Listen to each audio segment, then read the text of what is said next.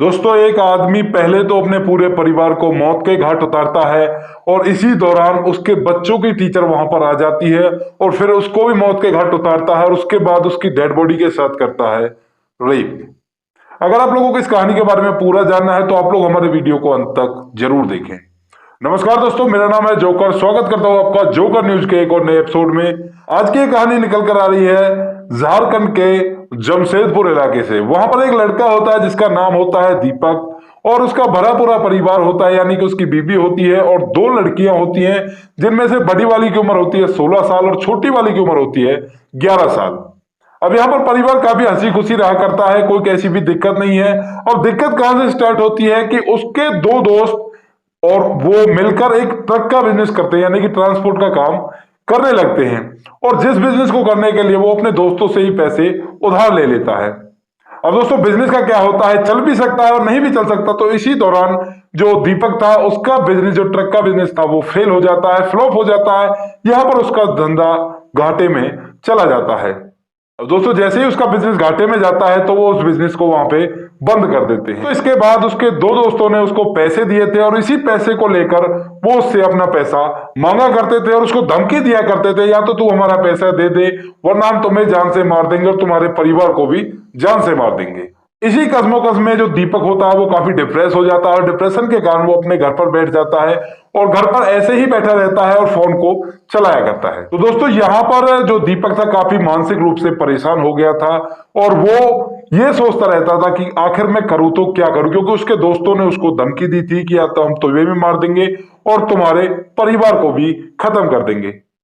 और दोस्तों, इसी तरह से दिन करते रहते हैं। एक दिन क्या होता है, एक दिन उसकी जो पत्नी होती है वो किचन में खाना बना रही थी। उसकी जो दोनों बेटियां थी वो अपने रूम में पढ़ाई कर रही थी।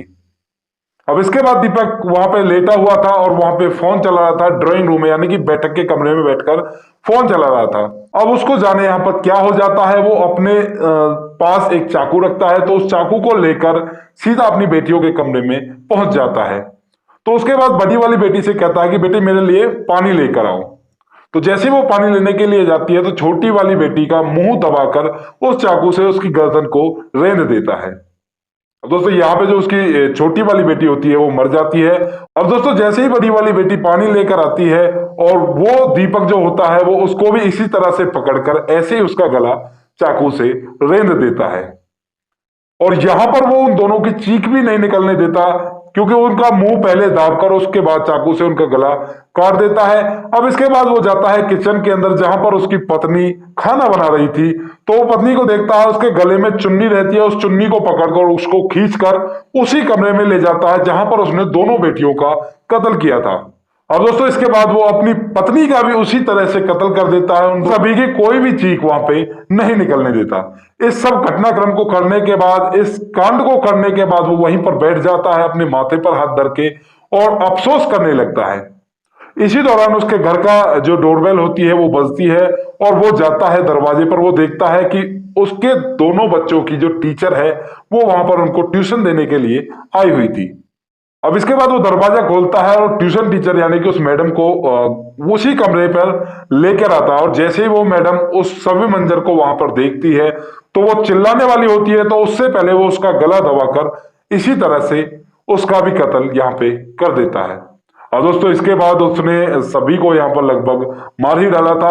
अब दोस्तों, इसके बाद उसके मन में जाने क्या चल रहा था, तो वो उस ट्यूशन टीचर के साथ, जो उसकी डेड बॉडी होती है, उसके साथ रेप करता है यहाँ पर। अब दोस्तों, इसके बाद उसका जो घर का दरवाजा होता है उस पर एक और दस्तक होती है और जाकर वो जैसे ही देखता है तो वो देखता है कि उसका साला उसके घर पर किसी काम से आया था।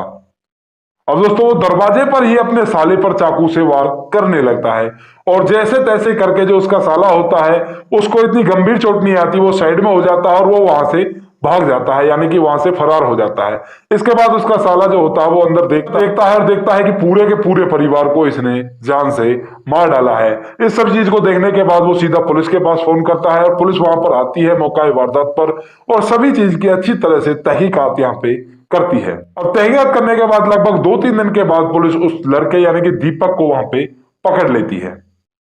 अब दोस्तों, जैसे ही वो दीपक को पकड़ती है और उससे पूछती है कि तूने ऐसा क्यों किया, तब उसके बाद वो बताता है पुलिस को कि मैंने साहब इस तरह से ट्रक का बिजनेस किया था, अपने दो दोस्तों से पैसे लिए थे और वो इस पैसे को लेकर मुझे जान से मारने की और मेरे परिवार को जान से मारने की धमकी दिया करते थे।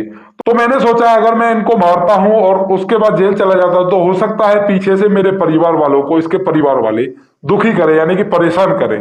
तो मैंने सोचा क्यों ना मैं पहले अपने परिवार को मार दूं और उसके बाद इन दोनों का कत्ल कर दूं। और यही सोचकर मैं वहां से भागा था, परंतु आप लोग मुझे इधर उधर ढूंढ रहे थे, तो इस वजह से मैं इन दोनों का कत्ल नहीं कर पाया।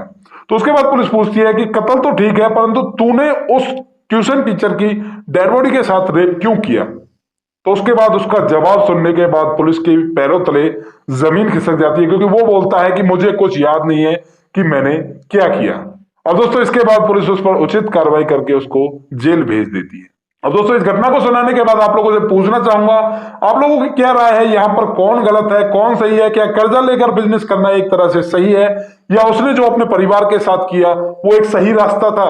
जो भी आपकी राय है वो कमेंट बॉक्स में जरूर लिखें। बाकी आप लोगों को बता दूं, इन घटनाओं को सुनाने का उद्देश्य आपको परेशान करना बिल्कुल भी नहीं। ये केवल समाज की वो बुराइयां हैं जिनको आप लोगों के सामने रखना इसलिए जरूरी है ताकि आप लोग इनसे कुछ ना कुछ सीख ले सको और अपने आप को ऐसी घटनाओं से बचा सको। बाकी मिलते हैं किसी क्राइम की सच्ची घटना के साथ, तब तक अपना ख्याल रखें, रिश्तों की अहमियत को समझें। जय हिंद, जय भारत।